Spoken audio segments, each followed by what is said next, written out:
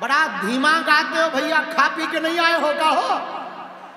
अरे नाक मत कटवाओ बिहार की, जोर से गाओ सीताराम।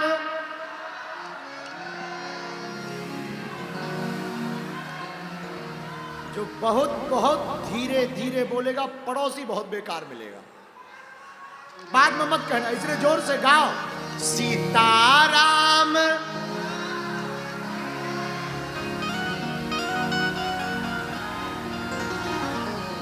ये जीवन पगला, ये जीवन बना ले पगला, ये जीवन बना ले पगला,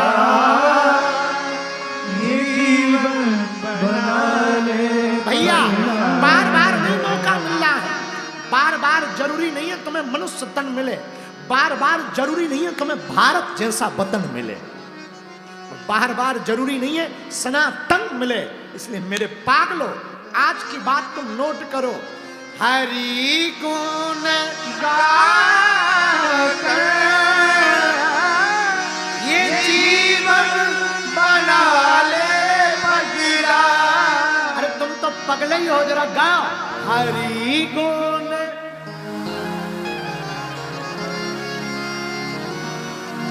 इधर वाले तो ऐसे चुप बैठे हैं, राम राम राम राम राम राम राम राम राम। अरे जोर से बोलो हरि गुण।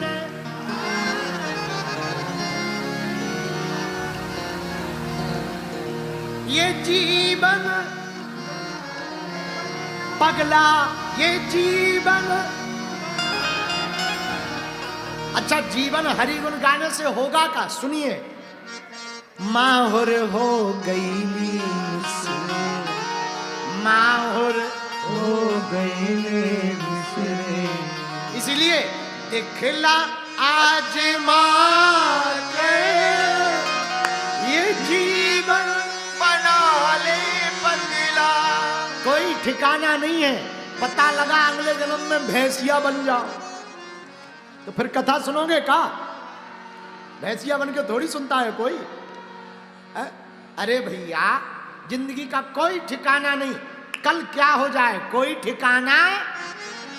इसलिए आज के सूत्र को नोट करो। हरि गुण गाकर जीवन बना ले पगला। अब तक तुमने भोगमय जीवन जिया, वासनामय जीवन जिया। मेरे पागलों, अब उपासनामय जीवन जीना है। उसका आनंद ले लिया, अब थोड़ा इसका आनंद लो। किसका? हरि गुण गाकर ये जीवन बना ले पगला। शास्त्र कहते हैं प्रथमे न अर्जितम विद्याम, द्वितीयम न अर्जितम धनम, तृतीयम न अर्जितम पुण्यम, चतुर्थे किम करिष्यति। श्लोक कहता है जिसने प्रथम अवस्था में विद्या प्राप्त नहीं की, द्वितीय अवस्था में जिसने धन प्राप्त नहीं किया, और तृतीय अवस्था तक तीनों अवस्थाओं में जिसने पुण्य प्राप्त नहीं किया, वो चौथी अवस्था में कुछ नहीं कर सकता है। इसलिए आज मौका है, कल नहीं। बाबा कहते काल करे सो आज करे सो, पल में पर लाए बहुर करेगा कब। तो महाराज करना क्या? हरि गुण गाकर जीवन बना ले पगला। अरे पीछे वालो सीताराम, ये जीवन। भैया 4 दिन की जिंदगी है, अब जीवन बनेगा कैसे? हनुमान जी के चरित्र को सुनो। हनुमान जी और पूरी सेना किष्किंधा कांड में समुद्र के किनारे आई। जामवंत हैं, सब वानर हैं, हनुमान जी भी साथ में। गीध की दृष्टि बड़ी अपार होती। संपाति ने पता बताया, जटायु का भाई है संपाति, उसकी दृष्टि बड़ी अपार है। अपार दृष्टि से देखकर संपाति ने कहा, मैं देखा तुम नाही गीदय दृष्टि अपार, बूढ़ भयो न त करत्यूं कछुक सहाय तुम्हार।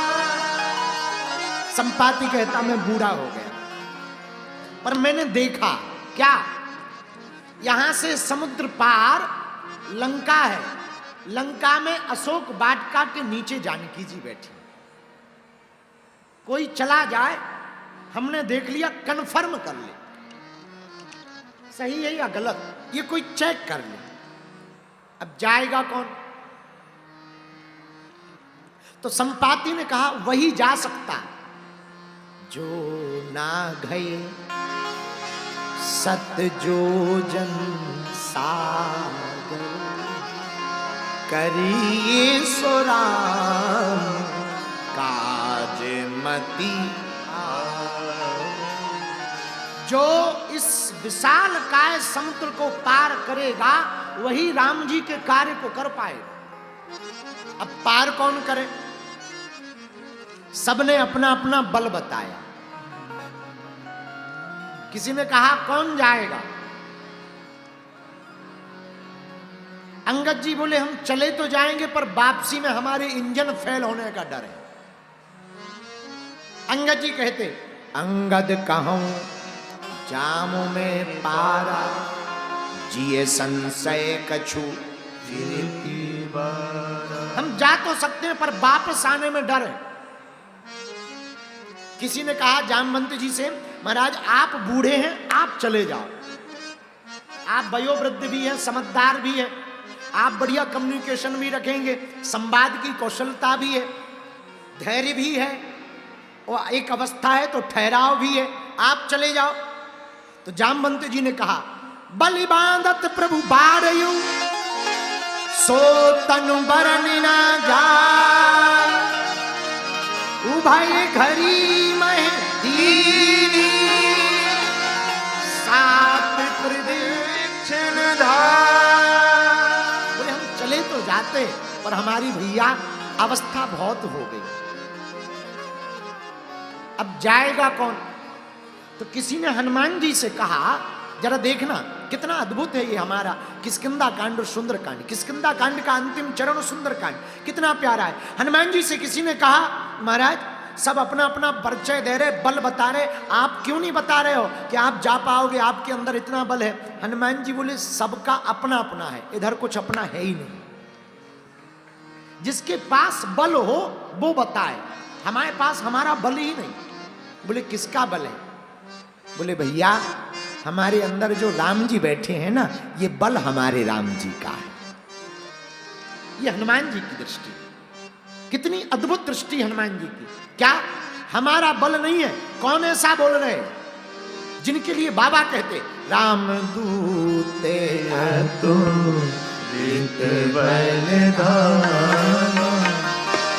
राम दूत नित बलिदान, अंजनी पुत्र पवन सुत नामा, अंजनी पुत्र पवन सुत नामा। हनुमान जी कौन? जिनके पास अतुलनीय बल है, वो बता रहे कि ये बल हमारा नहीं है। किसका है? राम जी का है। कितना अद्भुत संकेत छिपा हुआ है। अगर हम अपने बल पर जिएंगे तो डूब जाएंगे।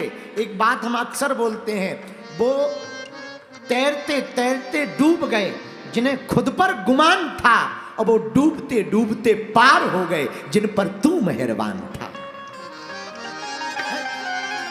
जिन्हें खुद पर गुमान होगा वो डूब जाएंगे, जिस पर प्रभु मेहरबान होगा वो पार हो जाएंगे। हनुमान जी का यही संकेत है, भैया ये बल हमारा नहीं, प्रभु राम का है। इस बात को हमें जिंदगी में उतारना कि जो भी मिला है पुरुषार्थ का फल या प्रभु के कृपा दिया हुआ बल, बढ़ा हुआ कद, या फिर मिला हुआ पद, हमें जो भी प्राप्त हो गए, उसमें ये नहीं मानना है कि ये हमने पाया है, नहीं नहीं, ये भगवान की कृपा है सो हमें मिला है। अगर भगवान की कृपा मान करके जियोगे तो भैया कभी भी तुम्हारा न कद हल्का होगा न पद छिन पाएगा।